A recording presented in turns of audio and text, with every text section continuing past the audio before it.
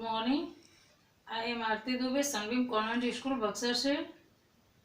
My dear children, आज मैं आप लोगों को क्षितिज बुक कक्षा 10वीं का चैप्टर 1 जो है माता का अंचल, उसके बारे में मैं बताऊंगी।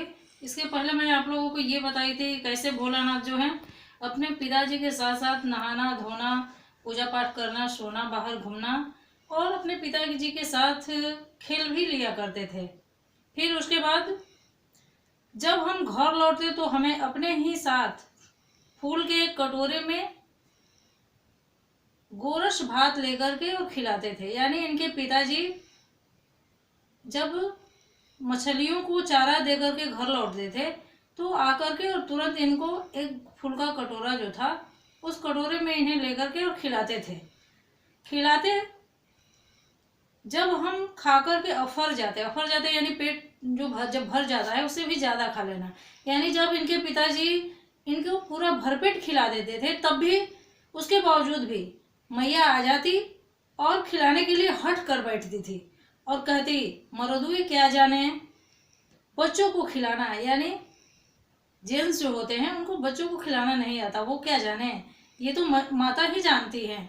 ऐसा कह करके और फिर वो दही भात लेकर के और इन्हें खिलाने बैठ जाती।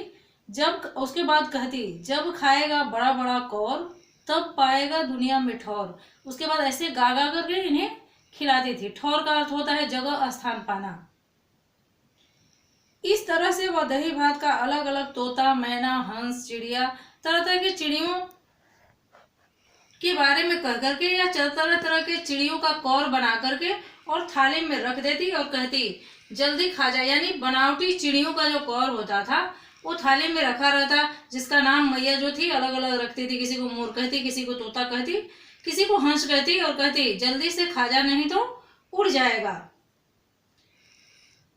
पर मैं इतना जल्दी उड़ा जाता कि उन्हें उड़ने का मौका ही नहीं देता। फिर हम उठ करके उछलने कूदने लगते थे। उन सारे बनावटी जो पक्षी होते थे उनको ये भोलानाथ चट कर जाते थे और उसके बाद खा करके और उछलने कूदने लगते थे। फिर रस्सी में बंधा हुआ काठ का घोड़ा लेकर हम नंग धड़ंग होकर के गलियों में खेलने के लिए निकल पड़ते थे। जब ये खा लेते उसके बाद इनका एक काठ का घोड़ा, पहले जो होता था बच्चों के खेलने के लिए जो खिलौना होता था वो लकड़ी का ही बना होता था, तो ये अपने काठ के खेलने वाले घोड़े को लेकर के और गलियों में निकल पड़ते थे। जब कभी हमें मैया पकड़ लेती तो लाख छटपटाने के बावजूद भी चूल्हू भर कड़वा तेल हमारे सिर पर डाल ही देती थी। इसे कहते हैं माँ का प्यार। यानी जब भी इन्हें मौका मिलता और मैया इन्हें पकड़ लेती तो एक चुड़वा कड़वा तेल यानी सरसों का तेल जो होता था उन्हें इनके सिर पर बोथ देती थी, लगा देती थी। और इनके लाख छटपटाने के बावजूद भी जब ये रोने लगते और बाबूजी इस पर बिगड़ खड़े होते थे। ये कहते हैं कि जब हम रोने लगते थे तो बाबूजी गुस्सा करने लगते थे। वह हमारे सिर में तेल बोथ करके नाभि और लिलार में काजल की बिंदी लगा करके और चोटी बनाती थी। मैया जो थी इनके सिर में अच्छी तरह से सरसों के तेल जो थी वो लगा करके और इनके बालों में चोटी बनाती और इनके नाभि और उसके बाद इनके लिलार पर काजल की बिंदी लगाती और बालों की चोटी गुथती, उसमें फूलदार लट्टू बांधकर रंगीन कुर्ता टोपी पहना करके और अच्छा खासा कन्हैया बना देती थी। हम खासे कन्हैया बनकर के बाबूजी की गोद में सिसकते सिसकते बाहर चले जाते थे। यानी जब मैया इनके सिर में तेल लगाती, चोटी बनाती तो उस समय ये रोने लगते थे और पिताजी के गोद में जाकर के मैया बड़े ही प्यार से इन्हें सजाती संवारती थी। यानी इनकी चोटी बनाती, उसमें फूल लगाती और उसके बाद इनके लिलार पर काजल की बिंदी लगा करके और कन्हैया की तरह सजा देती थी। और ये पिताजी की गोद में सिसकते हुए बाहर चले जाते थे और बाहर आते ही बालकों का झुंड जब मिल जाता तो ये उन खेल के साथियों को देखते ही सिसकना भूल करके और बाबूजी के गोद से उतर करके और खेलने के लिए मचलने लगते और अपने हमजोलियों के दल में मिलकर के तरह तरह के तमाशे करने लगते थे। उस समय के बच्चों का खेल तमाशा जो होता था अलग तरह का ही होता था। उनके खेल में सारे जो होते थे घरेलू चीजों का ही उपयोग किया जाता था, कहीं किसी बाजार से या मार्केट से खरीदने की जरूरत नहीं होती थी। इसलिए इन लोगों का जो तमाशा होता था, तरह तरह के नाटक हुआ करते थे, बच्चे नाटक किया करते थे। चबूतरे का एक कोना जो होता था नाटक घर बनता था। बाबूजी जिस चौकी पर बैठकर नहाते थे वही रंगमंच बनता।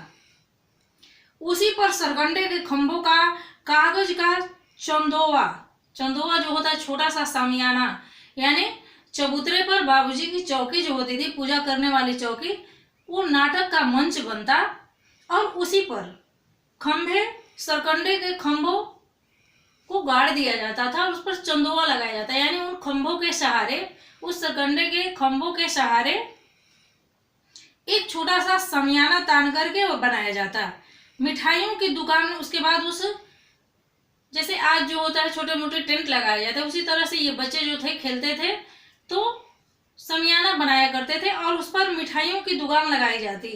उसमें चीलम के खोचे पर कपड़े के थालों में ढेले के लड्डू रखे जाते, पत्तों की पूड़ियां, कचौड़ियां और गिल्ली मेटी की जलेबियां होती थी।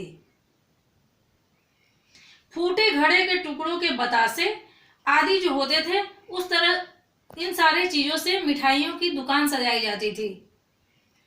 ढीकरों के बटखरे और जस्ते के छोटे छोटे टुकड़ों के पैसे बनते। हम ही लोग खरीदार और हम ही लोग दुकानदार। कुछ बच्चे जो होते थे, कुछ बच्चे दुकान लगाते थे और दुकानदार बनते, और कुछ बच्चे जो होते थे उसी में से खरीदना यानी कि ग्राहक भी बनते, और पैसा जो होता था वो जस्ते के जो छोटे छोटे टूटे हुए टुकड़े होते थे वो पैसा होते थे। बाबूजी भी 2-4 गोरखपुरी पैसे से खरीद लेने के लिए आ जाते थे। थोड़ी देर में मिठाई की दुकान हटाकर और घरौंदे बनाते थे। सारे बच्चे मिलकर के कुछ देर जो थे ये दुकान वाला जो नाटक था वो खेलते, और फिर उसके बाद ये जब समाप्त हो जाता उसे हटा करके और फिर उसके बाद घरौंदे बनाने लगते थे। धूल की मेड़ बनाई जाती। घरौंदे में धूल की मेड़ की दीवार, तिनकों का छप्पर, यानी धूल को इकट्ठा करके और मेड़ बना करके उसकी दीवार बनाई जाती और तिनकों का उस पर छप्पर लगाया जाता। उस मिट्टी के दीवार पर तिनकों से छप्पर बनाया जाता और दातुन के खंभे, दिया सलाई के पेटियों के किवाड़ होते, घड़े के मुहड़े की चूल्हा चौकी, यानी टूटा हुआ जो घड़ा होता था उसका ऊपर वाला भाग जो उसके मुहड़े होते थे उससे चूल्हा चौकी बनाई जाती, और दिए की कड़ाही, जो हम लोग पर्व त्योहार या पूजा पाठ में जो दिए जलाते हैं उसका बड़ा जो दिया होता था उसकी कड़ाही बनती, और बाबूजी की पूजा वाली जो अचमनी होती थी उसकी कलछी बनती। पानी के घी, धूल के पिशान, बालू के चिमनी, हम ही लोग जेवनार तैयार करते, यानी सारे बच्चे जो होते थे इन सारे खिलौने से जेवनार तैयार करते। हम ही लोग जेवनार करते और हम ही लोगों की जेवनार बैठती, यानी कुछ बच्चे जो होते सारे बच्चे मिलके बनाते, और कुछ बच्चे जो थे वो खाने बैठते और कुछ बच्चे जो थे वो खिलाते थे। जब पंगत बैठ जाती तब बाबूजी भी धीरे से आकर के और पात के अंत में बैठ जाते थे। बाबूजी भी जिमने के लिए बैठ जाते, उनको बैठते देख हम लोग घरौंदा बिगाड़ करके और हंसते हुए भाग जाते थे। यानी बच्चे जब घरौंदा का खेल खेलते, पूरी तरह सजा जाते थे, उसमें जेवनार बनाते, यानी खाना जब तैयार कर देते तो कुछ बच्चे खाने के लिए बैठ जाते और कुछ बच्चे खिलाते, और उसी में पंगत बैठती, यानी लाइन में जब सारे खाना तैयार हो जाते, भोज पंगत जब बैठ जाती तो बाबूजी उस पंगत के लास्ट में आकर के बैठ जाते और पूछते, हंसते हुए बाबूजी को देख करके, और सारे बच्चे जो थे हंसते हुए घरौंदा बिगाड़ करके और भाग जाते थे। कभी कभी हम लोग बारात का भी जुलूस निकाला करते थे। ये भोलानाथ कहते हैं या शिव पूजन सहाय जी कहते हैं। कभी कभी हम लोग बचपन में बारात का एक जुलूस भी निकाला करते थे सारे बच्चे मिलकर के, जिसमें कनस्तर का तंबूरा बजता, अमोले को घिस करके और शहनाई बजाई जाती, टूटी चूहेदानी की पालकी बनती, यानी अमोला जो आम का जो छोटा पौधा होता है नीचे का उसका जो बीज होता है उसको काटने से उसका नीचे का जो निकलता है उसको घिस करके और बच्चे उसकी शहनाई बजाते हैं, क्योंकि उससे आवाज निकलती है। तो बच्चे उसी को घिस करके और उसकी शहनाई बनाते थे। और टूटे हुए चूहेदानी की पालकी बनती, हम समधी बनकर के बकरे बकरे पर बैठ लेते। यानी उसी में से कोई बच्चा जो होता वो समधी बनता। बारात में दूल्हे का जो पिताजी होते हैं वो समधी होते हैं।